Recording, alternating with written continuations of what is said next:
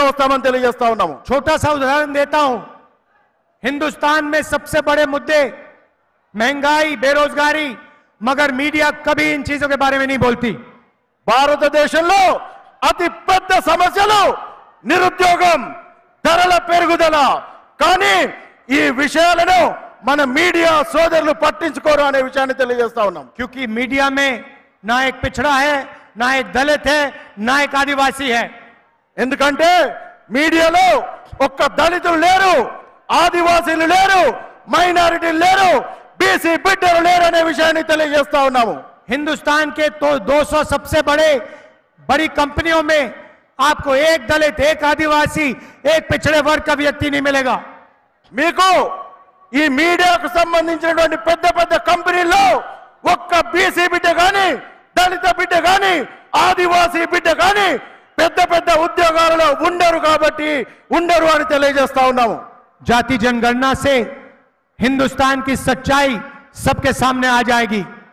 జాతీయ జనగణనతోనే భారతదేశం యొక్క అసలైన కుల ముఖ చిత్రం బయటకు వస్తుంది అనే విషయాన్ని తెలియజేస్తా ఉన్నాను. और क्रांतिकारी राजनीति जाति जनगणना के बाद शुरू होगी. దాని తర్వాత ఒక విప్లవాత్మకమైనటువంటి భారతదేశ ముఖ చిత్రం భారతదేశానికి, భారతదేశ యువకులకు అవపడుతుందనే విషయం తెలియజేస్తా ఉన్నాం. बीजेपी रिजर्वेशन को खत्म करना चाहती है. बीजेपी रिजर्वेशन को खत्म करना चाहती है. బీజేపీ ప్రభుత్వం భారతదేశంలో రాజ్యాంగం వల్ల మీకు లభించినటువంటి రిజర్వేషన్లను తీసివేయాలనేటువంటి ప్రయత్నం చేస్తా ఉంది అని తెలియజేస్తా वो हमेशा से रिजर्वेशन के खिलाफ हैं. उनके बड़े बड़े नेता कहते हैं कि रिजर्वेशन खत्म होना चाहिए. आरएसएस के सबसे बड़े नेता ने कहा कि रिजर्वेशन को खत्म कर देना चाहिए. బీజేపీ ప్రభుత్వం వాళ్ళ నాయకులు ప్రతిసారి అవకాశం దొరికినప్పుడల్లా భారతదేశంలోని రిజర్వేషన్లను తీసివేయాలి అనే మాటలు ఎన్నోసార్లు ఎన్నో పత్రికల్లో, టీవీ ఛానళ్లలో ఇదే విషయాన్ని చెప్పారు. భారతదేశంలో రిజర్వేషన్లను తీసే ప్రయత్నం మళ్ళీ చేస్తా ఉన్నారనే విషయాన్ని చెప్తా. आज 50% से ज्यादा रिजर्वेशन नहीं दिया जा सकता.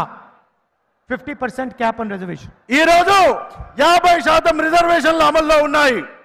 बीजेपी चाहती है कि रिजर्वेशन बंद हो, खत्म हो. బీజేపీ ప్రభుత్వం రిజర్వేషన్లు తీసేయాలి, రిజర్వేషన్లను మూసేయాలి అనేటువంటి ఆలోచన చేస్తా ఉంది. ये जो 50% का कैप लगा रखा है, इसे कांग्रेस पार्टी तोड़ के हटा के फेंक देगी. భారతదేశంలో కాంగ్రెస్ పార్టీ ప్రభుత్వం రాగానే 50% రిజర్వేషన్ల కంటే మించి రిజర్వేషన్లు ఇస్తాది అనే విషయాన్ని చెప్తా ఉన్నాము. अगर आपके पिछड़ों की आबादी 50% है, दलित 15% है, आदिवासी 8% है, तो 50% के कैप का कोई मतलब नहीं है.